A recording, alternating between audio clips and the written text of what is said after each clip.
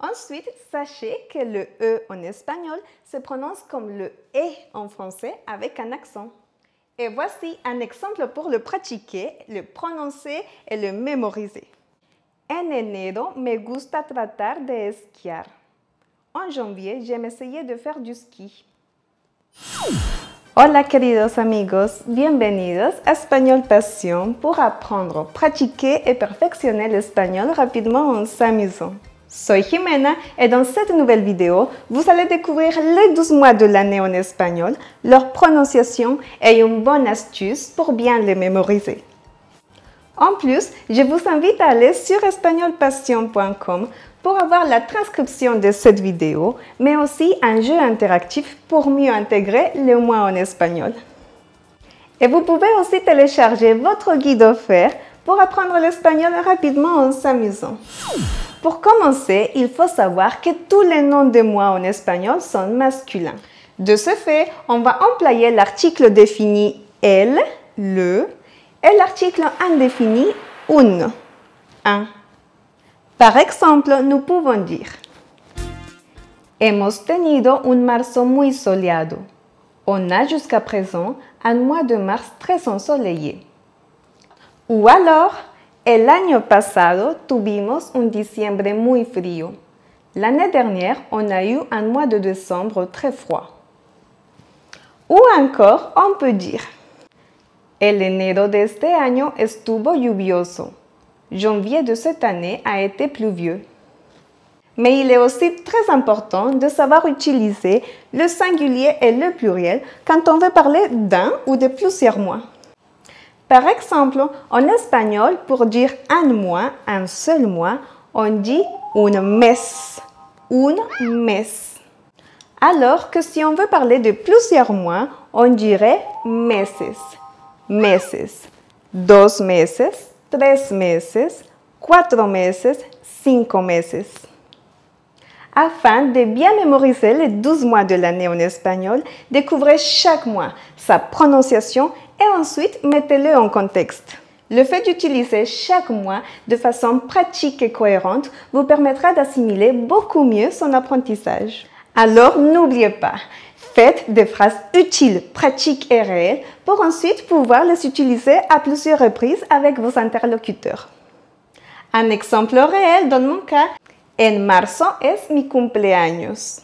En mars, c'est mon anniversaire. Et commençons avec le premier mois. El primer mes es enero. Enero, c'est janvier. Afin de bien le mémoriser et afin de bien le prononcer, vous allez décomposer le mois janvier, enero, en 3. Ce serait donc enero. En sachant qu'en espagnol, on prononce toutes les lettres. Ensuite, sachez que le E en espagnol se prononce comme le E en français avec un accent. Et le R en enero, c'est un R simple, donc pas fort, car il est au milieu du mot. Enero. Et pour perfectionner votre prononciation, n'oubliez pas d'accentuer sur le deuxième E, enero. Et voici un exemple pour le pratiquer, le prononcer et le mémoriser. En enero me gusta tratar de esquiar. En janvier, j'aime essayer de faire du ski. Le deuxième mois de l'année, c'est février, febrero. Pour bien prononcer febrero, on va le décomposer en 3 encore une fois, en le disant à voix haute. Febrero. Febrero.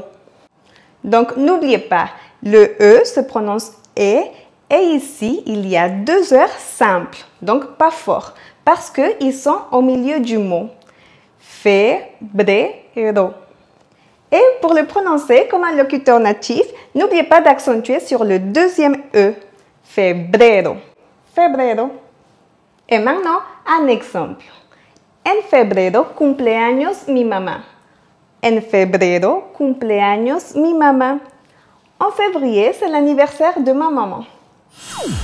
Et maintenant, passons au troisième mois de l'année, marzo. En le décomposant en 2 et en le disant à voix haute. Marzo, marzo. N'ayez pas peur d'exagérer. Marzo. Ici, vous allez prononcer le R roulé car il est à la fin du mot décomposé. Mar. Brr. Pour bien prononcer le R roulé en espagnol, placez votre langue au milieu du palais et ensuite laissez passer l'air doucement. Brr. Brr. Quant au Z en espagnol, en Amérique latine, on le prononce comme s'il y avait deux S. Marzo. Marzo. Alors qu'en Espagne, on place la langue derrière les dents au haut en laissant passer l'air tout doucement. Marzo. Et pour encore mieux le prononcer, n'oubliez pas d'accentuer sur le A. Marzo. Marzo. En marzo me gusta cocinar. Et passons maintenant au quatrième mois de l'année, avril, en le décomposant en deux. Avril. Comme vous avez bien compris, on va prononcer ici le R simple car il est au milieu du mot.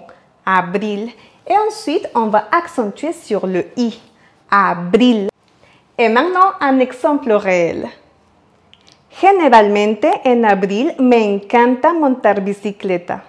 Généralement, en avril, j'adore faire du vélo. Et passons maintenant au cinquième mois, mayo, comme la maillot. Mais plus sérieusement, on va les décomposer en deux, mayo. À savoir que le Y en espagnol se prononce comme le I en français. On dirait donc mayo. Mais il est vrai qu'il y a certains hispanophones qui vont le prononcer d'une façon plus forte. Par exemple, mayo, mayo, ou alors macho, macho. Mais pour bien le prononcer comme un locuteur natif, n'oubliez pas d'accentuer sur le A, mayo, mayo. Et voyons maintenant un exemple. En mayo suelo hacer senderismo. En mayo suelo hacer senderismo. En mai, j'ai l'habitude de faire des randonnées. Et passons maintenant au sixième mois, junio, juin. En Amérique latine, on prononce le J comme si on faisait passer de l'air doucement. Le J, c'est la J. J. Comme si on expirait de l'air. Alors qu'en Espagne, on racle le fond de la gorge comme si c'était le R en français. La J, la J, le J. Mais que vous prononcez junio ou junio, le plus important ici, c'est de accentuer sur le U. Junio, junio. Voyons ensemble un exemple. En junio suelo hacer deporte. Montar bicicleta, caminar, hacer ejercicio. En juin, j'ai l'habitude de faire du sport, faire du vélo, marcher, faire des exercices. Et on arrive maintenant au septième mois, julio, julio. Ici, par rapport à junio, juin, il y a une seule lettre qui change, le L et le N. Junio, juin. Julio, juillet. Alors, n'oubliez pas d'accentuer sur le U. Julio, julio. Par exemple, por lo general, en julio tengo vacaciones. En général, en juillet, j'ai des vacances. Le huitième mois, c'est agosto, août. Et pour bien le prononcer, on va les décomposer en trois. Agosto, en accentuant sur le premier O. Agosto, agosto. Et voici un exemple. En agosto cumpleaños mi papá. En août, c'est l'anniversaire de mon père. Le neuvième mois, c'est septiembre, septembre.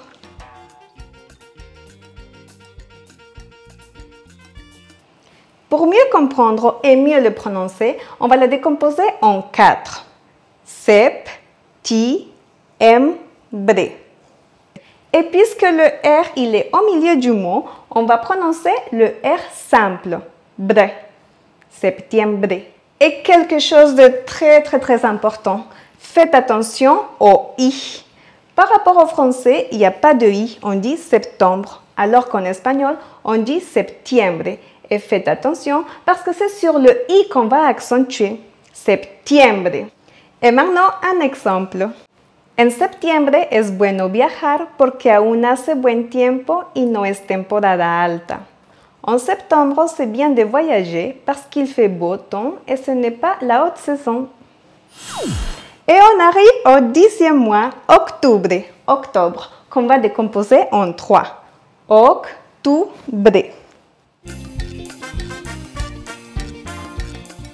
À savoir que le U en espagnol se prononce comme le OU en français. Et justement, c'est sur le U qu'on va accentuer en espagnol. Octubre. Octubre. Et voilà un exemple. Siempre me disfrazo en octubre. Je me déguise toujours en octobre. Et on arrive maintenant au mois de noviembre. Noviembre, novembre. Il est très important de savoir qu'en espagnol, le V se prononce comme le B en français. Noviembre. Et pour le R, vous avez tout compris. Ici, le R, il est au milieu du mot. Donc, c'est le R simple. Noviembre. Et voici un exemple. En noviembre, me encanta tomar chocolate caliente. En novembre, j'adore boire du chocolat chaud. Et voilà, on arrive au dernier mois de l'année, diciembre. Diciembre, décembre.